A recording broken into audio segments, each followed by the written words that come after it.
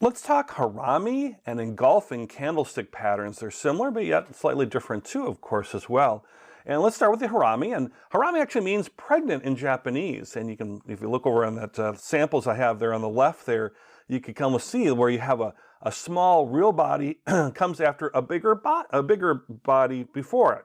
Here we have a long red candle, and then we have a short real body in terms after it. So you can almost imagine it's like somebody might be pregnant or whatever. And that's the idea behind a harami, is that you have the small body coming after a big bodied candle. And you want to look at the color of the candle makeup. It's green followed by red would be a bearish type sign, and red followed by green would be more of a bullish sign. So in our example here, you can see that we have a red candle, and then that is followed by a green one. So this would be a bullish one. And you can kind of guess at that because you can see there's going to be an upward trend following afterward. And what a harami is really telling you is it's an indication that a change in sentiment is coming. Something's coming. So if you're looking for an indicator that say, hey, there might be a reversal or some change coming here, haramis can be very helpful for that.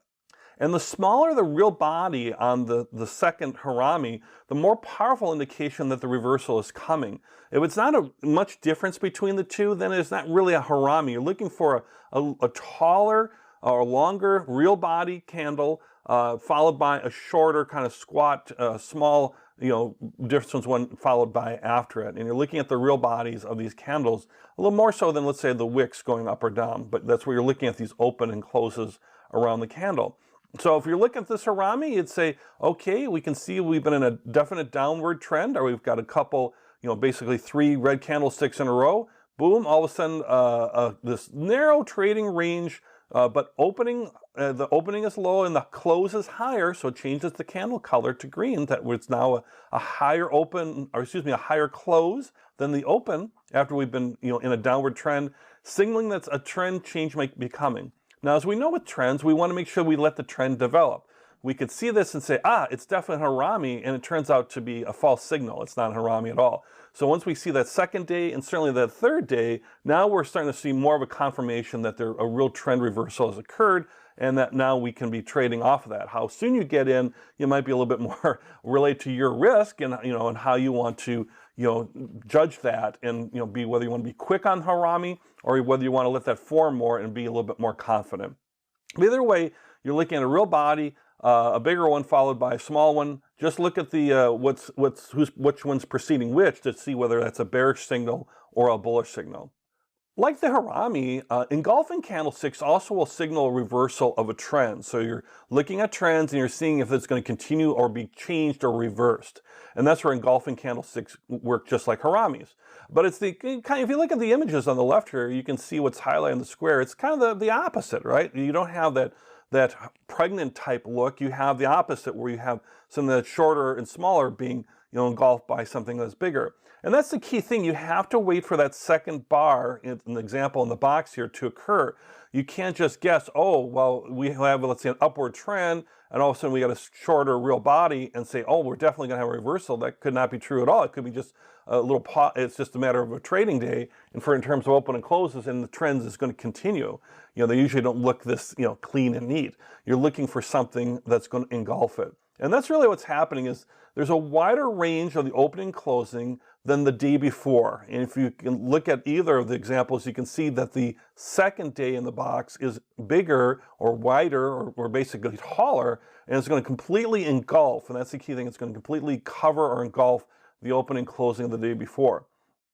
And if you have a higher opening and a lower close in this engulfing candlestick, that's a bearish sign. Prices are going to start headed down. And if you have a lower open but a higher close, then that's a bullish signal, and then prices will start rising. And in both ways, you're looking at the previous, what's happening before, to see if there's an established trend, because this is all about trend reversals. It really works when there's a trend, not so much when there's no trend yet at all. So if we look at that example up in the top with the bearish engulfing, we've got a nice strong trend. We've got higher highs going on there.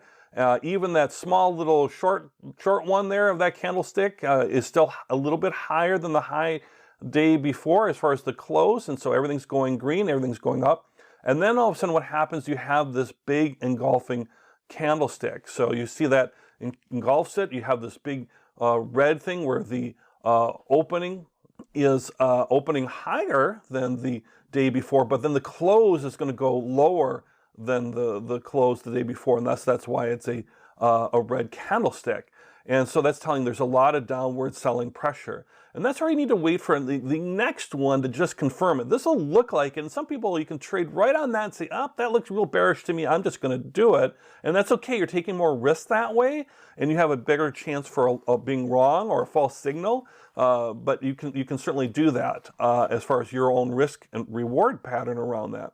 But if I look at, let's say, now the second red candlestick that's coming outside the box on this bearish engulfing, I can see, okay, now I'm seeing lower lows, and so now I think we've got a true bearish engulfing pattern here, and then I can, if I own the security, I would sell it. I would sell at some point here to get out because I've already made my profits on that nice trend going up, and now I want to take my profits.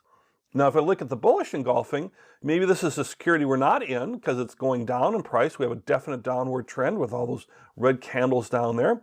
And then we have the similar thing, just the opposite. We have a lower low, a short body in the red, that's then engulfed by this nice big green candlestick, the real body of the candlestick. And so we have our closing is that's higher than the open and close of the red candlestick. And, everything's being engulfed in there. We wait for the next candlestick outside the box to kind of give us some confirming, waiting for that second bar to happen, and that price bar. And we can see, yeah, this is a trend reversal. Look, we're going upwards now. So this, when you start seeing things like engulfing candlesticks, think, is a trend being reversed? Is there a trend, and is the trend being reversed? And wait for it to happen. The longer you wait for it, you're going to lose a little bit of opportunity cost where maybe you could have gotten a little earlier, but you're going to have less losses as far as being wrong or a false signal. It's really good to let these engulfing candlesticks kind of truly, form a little bit and have that second bar, the one outside the box. So basically, and to kind of both bars basically, the engulfing one and the one after can be really good confirming patterns with engulfing candlesticks, and they work just like Harami's, where you're looking at trend reversals.